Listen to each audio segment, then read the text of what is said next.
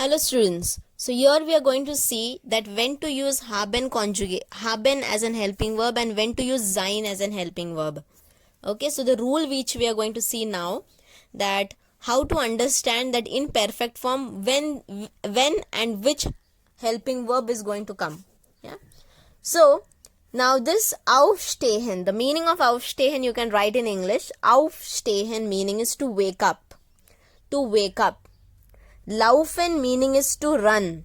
Yeah, to run. Gehen meaning is to go. Please mention. Fahren meaning is to travel. So these are the meanings of these verbs. Trinken meaning is to drink. Essen meaning is to eat. Machen meaning is to do or to make.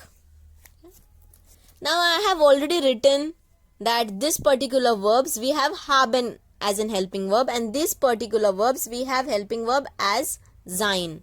But why sein and why haben, two particular verbs?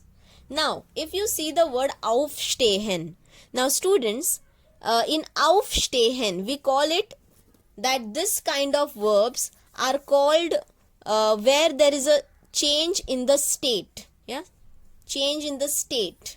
Now change in the state means, I don't mean to say Maharashtra state, yeah, Gujarat state, not that way. I'm going to say the state like how the liquid converts into solid. This is a change of state. When we are sleeping, we wake up, then we were sleeping prior. That time we were on sleeping mode. Now we woke up.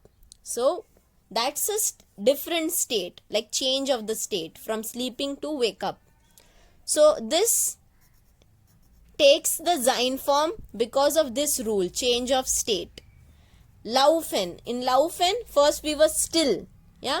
Now there is a movement. So when there is a movement, when there is a change of place, yeah, when we are traveling from A place to B place, when there is a movement, when from one place to other place you change your position, yeah, when you go from one place to another, there laufen, gehen and fahren is the change of place, means movement, yeah, from going from A to B. Yeah, so there are two types when we can put the helping verb sein, when there is a change of state and change of place is called.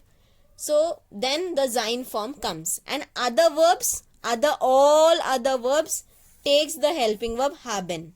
Yeah, this is the meaning and this is the knowledge which is given to us related to this topic. But students, now I'll come to the practical zone, that is a logical part.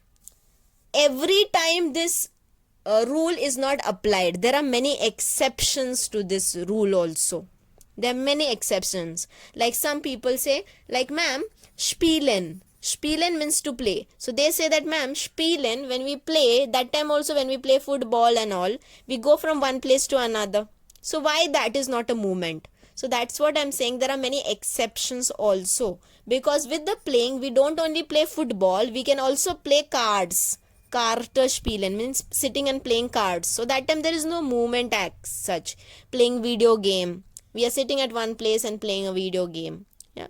So there are few exceptions for this kind of. So instead, this is just for knowledge. You should know, like when there is a change of a place or a movement or a state of change is there, then try to put the helping verb sein, and otherwise try to put the helping verb haben. This is just for knowledge. Now, in the real world, teachers will normally advise you whenever you are learning a particular verb, like if you are learning aufstehen, yeah, and then you are learning the perfect form of it, that is aufgestanden is the perfect form of it. So when you are learning this perfect form, try to learn it with the helping verbs as it is, sein. Okay, so aufstehen becomes aufstanden, laufen becomes gelaufen, gehen becomes gegangen, fahren becomes gefahren. Try to learn the perfect form spelling and with the helping verb sein. Yeah.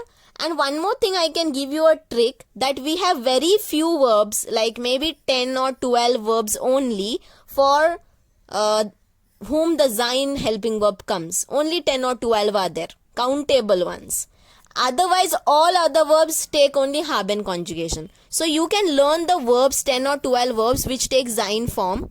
learn it that this all verbs take sein conjugation, otherwise all are having the helping verb haben. So this can be one trick. And for the perfect form there is no trick.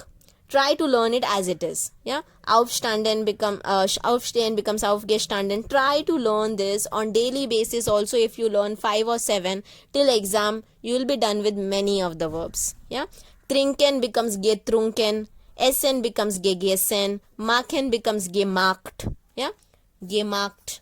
So try to learn this as it is. That can be the thing, but the knowledge you should have. So I have explained you this form. Yeah, now in the next video I'm going to give you many examples which there are chances of those words which can repeat in exam. These are few verbs which we generally use in day-to-day conversation which can repeat in exam. So that I'm going to make the rest. So be tuned.